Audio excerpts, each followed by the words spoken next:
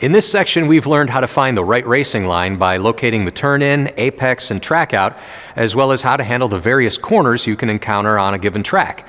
Now we'll take a look at the types of corners found at tracks all over the world, and we'll put everything we've learned together. A Type 1 corner is one that leads onto a long straight. These corners are critical because you need to make every effort to achieve the highest possible exit speed in order to carry that speed down that straight. There's no better way to gain speed than when the car is traveling in a straight line and the gas pedal is on the floor. Turn 10 at Summit Point is a great example and a good one to practice. It's a classic constant radius corner followed by a long straight. There are two items that you should analyze in replay mode on the sim. First, your speed at the track out of turn 10 and your speed at a given point at the end of the straight, ideally just before you apply the brakes. These two data points should give you a clear picture of your progress. The more comfortable you get, the more your speeds will increase. Type 2 corners are found at the end of long straights. Regardless of the radius of these corners, it is vital to consider the amount of time that you have the accelerator fully depressed on the straight. Traditionally, exit speed on Type 2 corners is not as vital as is focusing on optimizing your braking and carrying speed into the corner. Turn 1 at Lime Rock Park is a great example, particularly because past the apex, you're going to need to reduce your speed to make it through the tighter radius of Turn 2. This turn is a great location to work on your late braking all the way to the apex of the corner.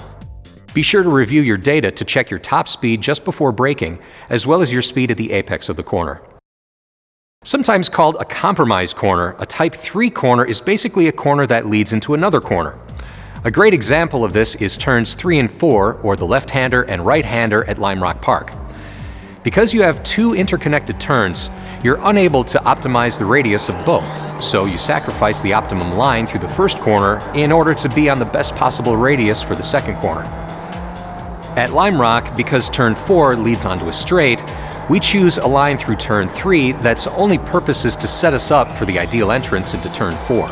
This is a great segment of track to practice on, and make sure you always check your speed at the exit of turn 4 to rate your progress.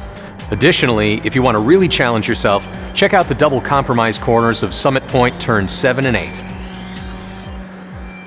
So, with what you've learned about the race line and cornering, it's important to put it all together and make it useful on the track.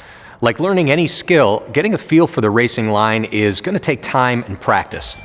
That said, you should have a process in place to learn new circuits and new corners that'll help you to ramp up your learning curve relatively quickly. First, when tackling a new track, try to be methodical in your approach. Start slowly, take in your sight picture, pick up reference points along the track, and get a feel for the terrain for the first couple of laps. For each corner, start with a late turn-in and a late apex, leaving you with a lot of room at the exit of the corner. As you become more comfortable, gradually turn in and apex earlier until your track out point is right at the edge of the pavement. This will indicate that you're right on line. As you won't have a coach sitting next to you every time you drive, another important aspect to your training is learning how to identify your mistakes. A symptom that you've turned in too early is that you'll need to turn the steering wheel more after the apex. If you're doing this, try turning in later and keep the steering wheel steady all the way to track out. Although we've talked about taking a late apex as part of the process of learning a track, it is certainly not the quickest way around. It's harder to identify when you're turning too late. Your general impression will be that the corner seems too easy after the apex. If you're not a little worried that you might go wide at the exit, you may be turning in too late. Try turning in a little earlier until your exit speed is maximized. Remember, as you're exiting a corner, you want to allow the car to travel to the edge of the pavement. As you can see, learning the art of the racing line isn't exactly black and white. There are rules that apply to one track that might not apply to another. Yet there's no question that practice and experience will pay dividends in the long run. Cultivating and mastering this skill set will help you to quickly learn new tracks and outsmart your competitors. Good luck.